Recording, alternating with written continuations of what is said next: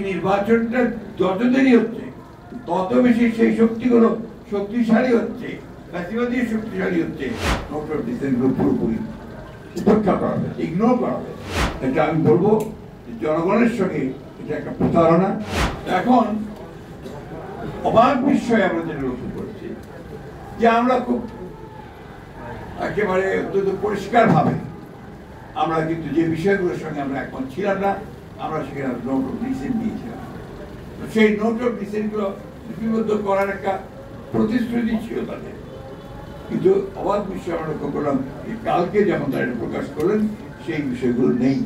Note of ডিসেন্টগুলো পুরোপুরি উপেক্ষা করা হবে, ইগনোর করা হবে। এটা তো ঐক্যবদ্ধ হতে পারে না। তার ঐক্যবদ্ধ কমিশনটা করা হয়েছিল কেন? এই ঐক্যবদ্ধ কমিশন, এটা আমি বলবো জনগণের সঙ্গে এটা একটা প্রতারণা, রাজনৈতিক দলগুলোর সঙ্গে এটা প্রতারণা, এবং এটা অবিলম্বে এই বিষয়গুলো যদি আপনার একটা ব্যাখ্যা বলেছেন সাকি সাহেব, আমি বলি যে এগুলো পরিবর্তন আপনার সংশোধন করা প্রয়োজন বলে আমি মনে করি।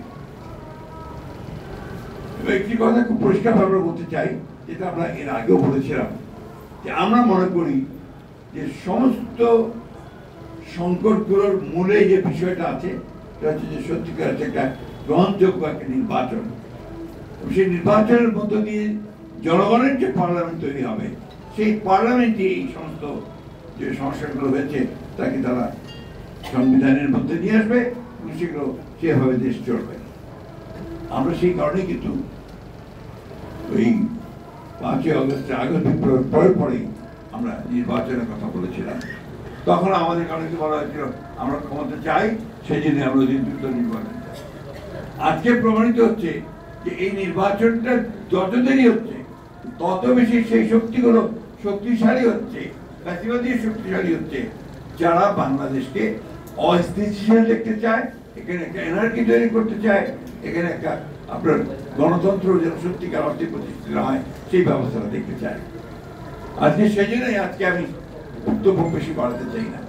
আমি অন্তর্বর্তীকালীন সরকারের প্রধান উপদেষ্টার দৃষ্টি আকর্ষণ করে বলতে চাই, আপনি কিন্তু আপনি জনগণের সামনে কিন্তু প্রতিশ্রুতিবদ্ধ, ওয়াদাবদ্ধ যে আপনি এখানে সত্যিকার অর্থেই যেটুকু সংস্কার দরকার সেই সংস্কারগুলো করে আপনি জনগণের যে গ্রহণযোগ্য নির্বাচন দেবেন, সেই নির্বাচনের মধ্যে দিয়ে পার্লামেন্ট আসবে, সেই পার্লামেন্ট এই দেশের সংকটগুলো সমাধান করবে। সুতরাং আজকে যদি এর থেকে কোনো ব্যর্থ ঘটে, এর থেকে বাইরে যদি যান, তার দায় দায়িত্ব সম্পূর্ণ আপনাকেই বহন করতে হবে। এই কথাটা আমি খুব পরিষ্কার করে বলতে চাই। সেই জন্যই আমি আশা করব যে তারা তাদের এই উপলব্ধি আসবে এবং অতি দ্রুত এই সংস্কার কমিশনে সকল দলগুলোর মধ্যে যেগুলো আমাদের একমত হয়েছি এবং যেগুলো দ্বিমত পোষণ করেছি সব কিছুকে নিয়ে একটা নির্বাচন আপনি অবিলম্বে দেবেন, যে নির্বাচনের মধ্য দিয়ে আমরা একটা জনগণের একটা পার্লামেন্ট তৈরি করতে পারবো, একটা জনগণের শাসন আমরা দেশে নিয়ে আসতে পারবো।